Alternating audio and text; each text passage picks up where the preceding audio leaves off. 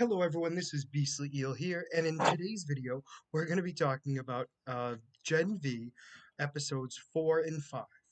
Now, I know it's been a while since 4 has been out, and 5 has been out for almost a week now, but I finally were able to watch it, and let's discuss. So, one of the big things here is as always, am going to go through the entirety of the two episodes. I might be speeding through some things, I do apologize. And then at the end, I'm going to be talking about where I think things are going to go. And FYI, I have not seen either 4 or 5. There are big spoilers ahead, so I highly recommend you pausing it, watching those two episodes, and then coming back to see me. But for now, let's get right into it. So, episode 4 starts off with basically where episode 3 kind of ends. We kind of see the aftermath of what happened after all the guards were pointing their guns at both Cricket and Sam. What happens then is we don't know, we don't physically see it, but what we see is the carnage that happened after. So we saw all the dead bodies lined up, and they're trying to come up with how Sam was able to do so. So, with all that happening, they don't know much about what's going on. So, the entirety of the episode is of, oh my gosh, not Monica, Marie, Marie Jordan. Oh my gosh, what is her name? Sorry, Golden Boy's girlfriend and Polaris, young Polaris. So the four of them are trying to figure out where Cricket is, and so they're pretty much trying to go back to school without a problem. They also deal with a guy. They deal with a few things. So is there's a guy on campus who manipulates people's minds. So Marie tries to go with tries to talk to him to get him to help her.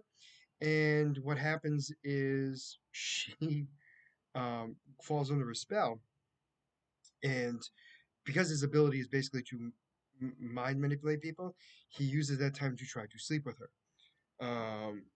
Before he has a chance to do so, Jordan's banging on the door. She comes out of the psychosis, or the, how do I want to put it? She gets out of the trance, and she forces all the blood to go to one very specific area in a man that a woman does not have. Um, and it grows, grows, grows, grows until it pops. Yeah, I can't make this up. That's exactly what happens. So her and um, Jordan get out of there, and they now are trying to figure out well, basically where Cricket and Sam are.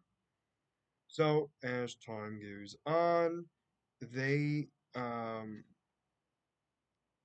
they have a meeting. So basically, they're still trying to find Cricket most of all than anything else. So a lot of questions are being asked, like where is she, by teachers and students, and nobody seems to know. We're like, I don't know, maybe she had a party and we didn't realize. So then we have what's it called? We have Sam and Cricket, and we find, well, first off, she's back to being normal size. They're in some sort of gas station slash arcade, like a rundown version of like Chuck E. Cheese type of thing, and they start to bond, and they seem to have a good rapport with each other. So during this whole thing, well, he definitely has some mental health issues. I would imagine possibly a break from reality, like schizophrenia, but I am no doctor, so I cannot diagnose it. But he definitely has a break from reality because he's seeing and hearing things that do not exist to anybody else, that are telling him to kill the doctor because, in his mind, the doctor is going to try to hurt him again, and because he's with Cricket, he will also hurt her again. So he basically decides that he's going to hurt him and stop him. So he goes to leave um, to go after the doctor, right? So somehow, and I forget how, but the crew meet back up.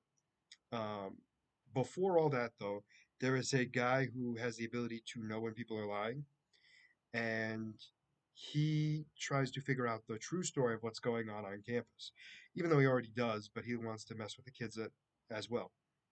So he's asking Marie, he's talking to Polaris, trying to get as much information out of him as possible, right? And with all of that, um, we also see him talk to Golden Boy's girlfriend at one point. And I think my favorite line so far was by far, at least in this episode, was when she goes to take off her gloves, and he goes, "You take off those gloves, and I will destroy you." Um, so he already knows what her abilities are. So that being said, he basically just messes around with him. What happens next is he really tries to threaten the dean over there, and basically says to her that I'm not going to hurt these kids. These kids can make us money. You, on the other hand, are worth nothing. So I'm going to get blame you for everything. Well, she has a meeting with him and basically explains to him that she knows about his tumor. And he goes, "So who cares?" She goes, "Yeah, well, that tumor makes you do things. It makes you like to sleep with inanimate objects." And she had multiple videos of him attempting to have sexual relations with multiple objects, trees, the hand dryers that um, that blow, um, vacuums, you name it, he's done it. And he basically backs off and decides against going after her and says that it was just a tragedy. That after all this, we found out that it was just a tragedy of a young man going crazy and losing it. So anyway, the group meets back up and they go after Sam, who is going after the doctor, and that's when the entire group tries to stop Sam from killing the doctor. And this is where it gets weird because he knocks down Polaris. Marie is not strong enough to stop him, and Jordan gets bashed around with ease. And the only thing that happens to stop it all is Cricket eats to grow, throws him outside, and holds him down. And then what happens at the end of this episode is it jumps. So all of a sudden, Marie and Jordan in bed together. And that's the end of episode 4. And episode 5 starts with them in bed again. Actually, that's not true. They weren't in bed again. They were at a party where they woke up, and Cricket was huge in the pool. Marie and Jordan were in bed together, and Polaris and um, Golden Boy's girlfriend were in bed together as well. But they have no recollection of the last couple of days. So apparently they went missing on Thursday and didn't come back until Sunday. Or was it Saturday? I forget. Doesn't matter. So now they have all this time that's missing. So their first thought is Rufus, who is the guy who Marie made his nether regions grow and pop.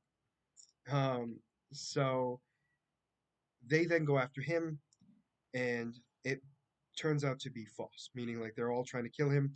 And this whole thing is this back and forth between trying to figure out exactly what's happened and the fact that Rufus's powers are really, really good. But it turns out Rufus had very little or nothing to do with it all. It turns out it was Golden Boy's girlfriend all along, and she was the one that was messing with them, erasing their minds and everything else. And she was ordered to do so by the dean.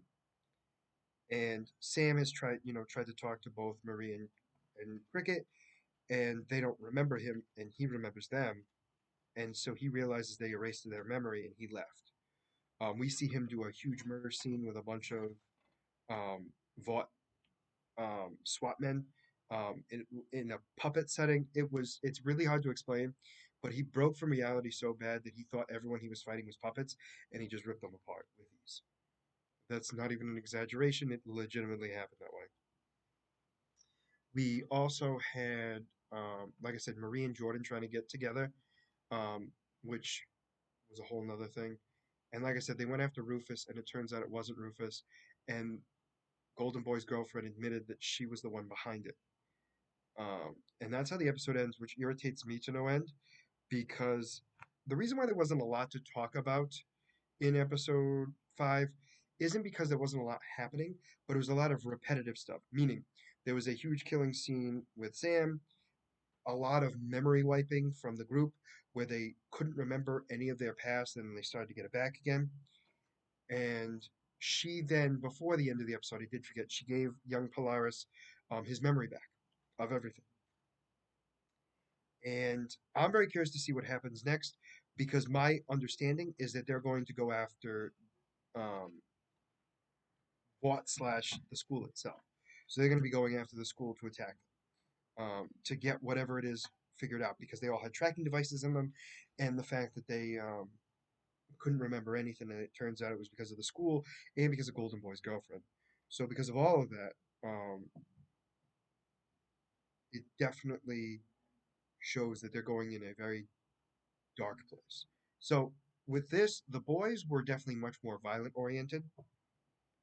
With Gen V, they're definitely more, not that they're not violent, but it's definitely much darker in the sense of their story and their backstories for these characters. A lot of going on. And the idea is Vought trying to control Soups, meaning like giving them no free will whatsoever. And that's their goal. But for right now, they haven't gotten there yet, and they're trying to get closer to it. But for now, we'll have to wait and see what happens. So let me know what you guys thought about these two episodes in the comments below. Did you like them? Did you not? And why? And as always, if you like the content you see, please like and subscribe below. Other than that, this is going to be Beastly Heel signing out. Have a great night.